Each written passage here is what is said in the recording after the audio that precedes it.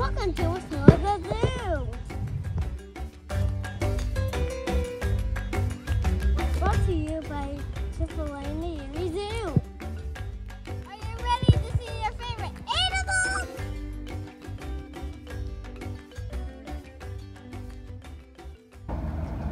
These are our two zebras, Zoe and Savannah. Zoe is in the background and Savannah is up here in the front. It's pretty easy to tell them apart by their stripes. All zebras have their own set of stripes, like we have our fingerprints. So you can see Zoe's stripes on her face and on her body are a lot narrower and closer together. She also kind of has a brownish tint to her, where Savannah in the back is a brighter white color and her stripes are a lot thicker and further apart. Savannah and Zoe are both Grant zebras. They are one of the 6 subspecies of plain zebras. The Grant zebras are the smallest of the plain zebras. They can weigh anywhere from 450 pounds to almost 800 pounds and are usually around 4.5 feet tall at the shoulder. The Grant zebras are the most abundant zebra subspecies in the wild. They are not endangered.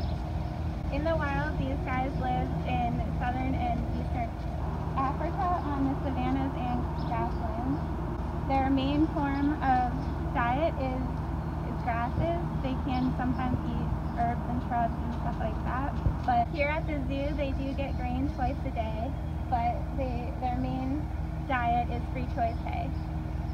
We also, when we do feed them, since they would spend most of their time in the wild grazing, we put their hay out in feeders and along the fence to make sure that it's more natural for them to walk around and eat most of their day.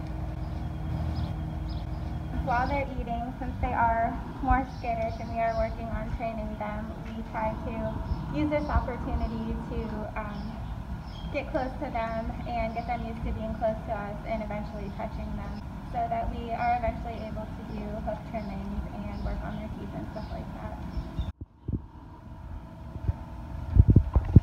Both Zoe and Savannah do love second cut and alfalfa hay, so when we are trying to work with them, that's one of the first things that we use for them.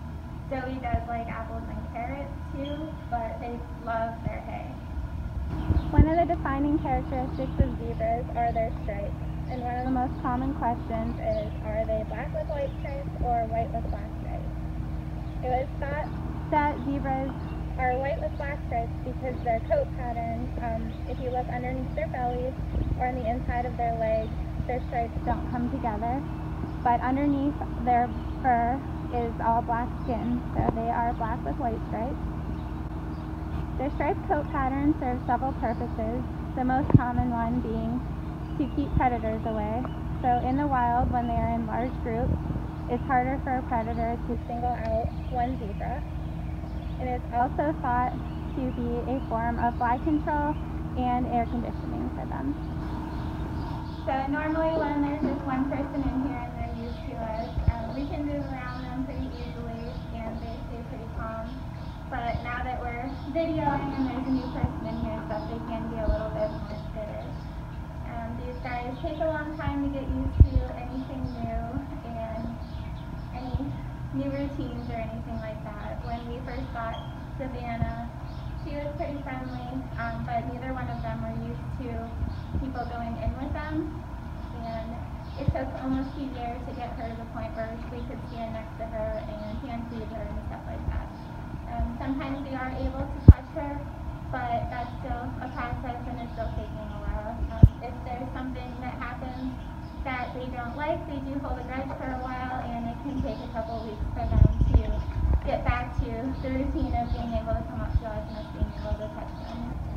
Zoe is used to being in charge here. She kind of runs the place up here. Savannah kind of follows along. She's a little bit friendlier and likes to get closer to us, where Zoe kind of hangs back unless there's something that she really likes that we have. Zoe's always been in charge up in the hoof-back building until her new neighbors came along.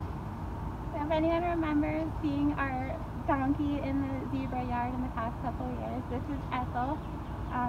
We like to call her our zebra with one stripe. She She also has a zebra halter so that she fits in a little bit better. Ethel was originally brought here when we got Zoe and Savannah to put them with our older zebra, Zahara. She has a very laid-back, calm nature, so she helped to keep them calm and ease the transition of the new zebras coming in.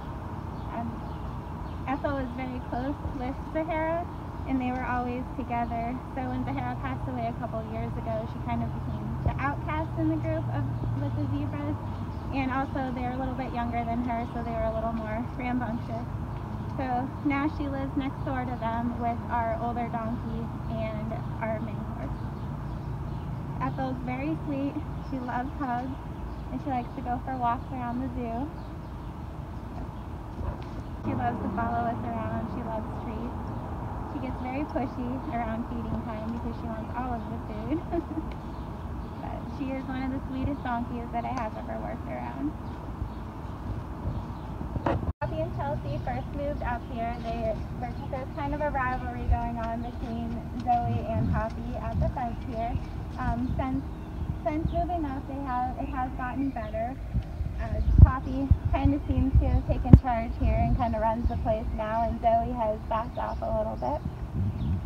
But for the most part, everyone's getting along pretty well, and they like their new neighbors.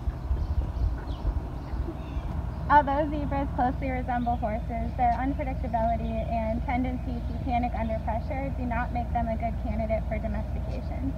These guys tend to be a little more skittish than horses are, and it takes a long time to introduce them to new things and be able to work with them. At our zoo, to make sure that they aren't startled by anything, our viewing area for our zebras is further away than most other exhibits. The people stay a little bit further back just because they are more skittish. Also, while we're working with them, we do try to make sure that we move slowly and are always calm and kind of follow the same routine that they're used to, just to make sure there's no new thing to scare them.